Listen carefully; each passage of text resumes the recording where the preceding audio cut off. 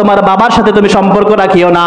ওই ইখওয়ানাকুম, তোমার ভাই যদি ওই নিকৃষ্ট থেকে নিকৃষ্ট মুনাফিকের সাথে নিকৃষ্ট মুনাফিকের সাথে সম্পর্ক রাখে, তাহলে তুমি তার সাথে সম্পর্ক রাখিও না।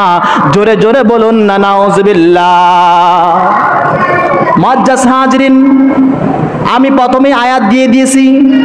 15টি বছর আলেমরা চুপ থেকেছে, তার মধ্যে যারা ইমানের আগুনে জ্বলে জ্বলে আগুন দিয়ে ইমান পরিপূর্ণ করেছে, হাদিসের এলেম দিয়ে সিনাকে পরিপূর্ণ করেছে, কোরআনের এলেম দিয়ে সিনাকে পরিপূর্ণ করেছে, জেলকে হাসি মুখে গ্রহণ করেছে, পাশিকে হাসি মুখে গ্রহণ করেছে, অত্যাচারকে হাসি মুখে গ্রহণ করেছে, এলাকাবাসী হুজুরকে খতিবকে গালিগালাজ করেছে, এইগুলোকে হাসি মুখে 15টি বছর গ্রহণ করেছে। এখনো যদি আমরা স্পষ্ট কথা না বলতে পারি, আমাকে আপনাদের বাজারে ধরছে একটা অবহেলা মানুষ, বলছে হুজুর কোরআনে তো 5 ওয়াক্ত নামাজের কথা নেই।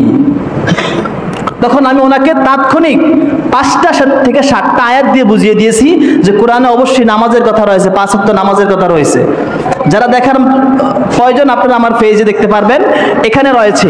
তাহলে কোরআনে 5 ওয়াক্ত নামাজের কথা স্পষ্ট, একবারে সূর্য যেমন উঠলে স্পষ্ট না, এইরকম স্পষ্ট। কিন্তু ওই যে কাফের লেভেলের মুনাফিক কোরআনকে অস্বীকার করে। কারণ কি?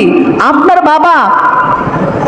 বাবা আপনাকে কর্মের জন্য, কাজের জন্য, গরিবের জন্য, অর্থের জন্য, অথবা আপনার আমার শয়তানির জন্য আমাদের পড়ালেখা ওই মানের হয় না, আমরা মক্তবটা ঠিক মতো পড়তে পারি না।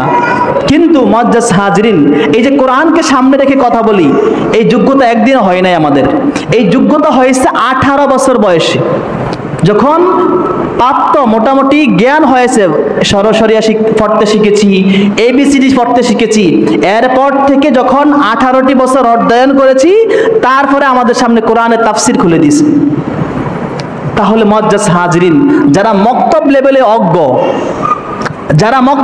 অজ্ঞ, হোক সে বিশ্ববিখ্যাত প্রতিষ্ঠানের আপনার জেনারেল শিক্ষা শিক্ষিত হোক, সে অক্সফোর্ড থেকে শিক্ষিত হোক সে আপনার বিভিন্ন ভার্সিটি থেকে, আপনার লন্ডনের ম্যানচেস্টার ইউনিভার্সিটি বর্তমান বিশ্বে 1 নম্বর ইউনিভার্সিটি, সেই ইউনিভার্সিটিতে যদি আপনি জেনারেল শিক্ষায় 1 নম্বর ডক্টর অর্জন করেন, আপনার দ্বারা সম্ভব হবে না কোরআনকে সামনে রেখে কিছু বলা।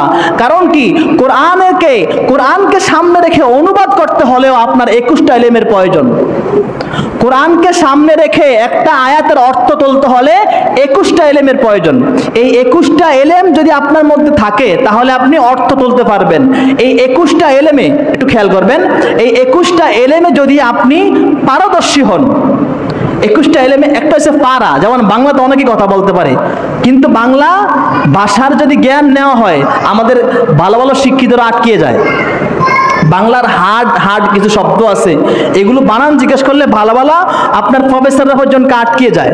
তাহলে একটা হচ্ছে পণ্ডিত, একটা হচ্ছে বাংলা ভাষার পণ্ডিত, আর একটা হচ্ছে কি বাংলা ভাষায় কথা বলতে পারে। দুইটা এক না। ওইরকম ভাবে আপনি মোটামুটি 21টা ইলম পারেন, মোটামুটি আপনি 21টা ইলম পারেন মানে কি আপনি কোরআনের অনুবাদ তুলতে পারবেন। কিন্তু 21টা ইলমে যে ব্যক্তি পণ্ডিত হয়, সে ব্যক্তি হচ্ছে মুফাসসির। সকলে বলুন সুবহানাল্লাহ। তাহলে মুআজ্জাজ হাজিরিন, আপনি যদি অক্সফোর্ড থেকে, আপনি যদি লন্ডনের ম্যানচেস্টার ইউনিভার্সিটি থেকে যদি আপনি ডক্টরেট করে এসে আপনি সাধারণ মানুষকে বলেন কোরআন এটা নেই, তাহলে আপনার পরিচয় হচ্ছে সেই নিকৃষ্ট কাফের, যে ব্যক্তি মুনাফিক এবং কাফের, যা আযাব হবে জাহান্নামের একেবারে নিষ্ঠি থেকে নিষ্ঠি পর্যন্ত, তার নাম হচ্ছে 1 নম্বর মুনাফিক। এই 1 নম্বর মুনাফিক সম্পর্কে আল্লাহ তাআলা বলছে, আল মুনাফিকুনা ওয়াল মুনাফিকাতি আউলিয়াহুম বাদাহুম আউলিয়া।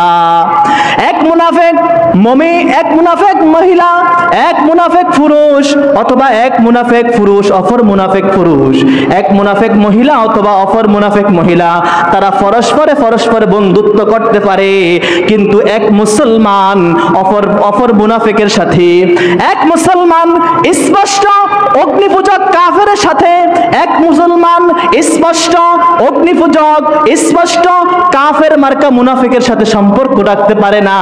তাহলে আল্লাহ তাআলা বলছে, তুমি যদি তার ছেলে হও, যেই ছেলে যার বাবা ওই মুনাফিকের সাথে সম্পর্ক রাখে, তার সাথে তুমি আল্লাহ তাআলার বিধান লা তাত্তাখিদু আবাউকুম, তাহলে আমরাও আমাদের মধ্যে সেই মুনাফিকি ঢুকে যাবে।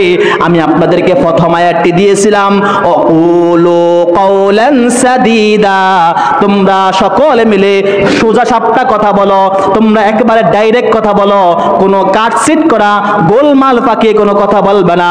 তাই আমি ওই কথাটাই এখন সোজা সাপটা আপনাদের যার উপরে পড়ুক না কেন, আপনি আমার বাবা হন, আপনাকে আমি ভাই ডাকি, আপনাকে আমি বন্ধু ডাকি, আপনি আমার যত কাছের হন না কেন, কোরআনের দায়িত্ব নিয়ে আল্লাহ তাআলার বিধান নিয়ে আমি আপনাকে বলতে চাই, যে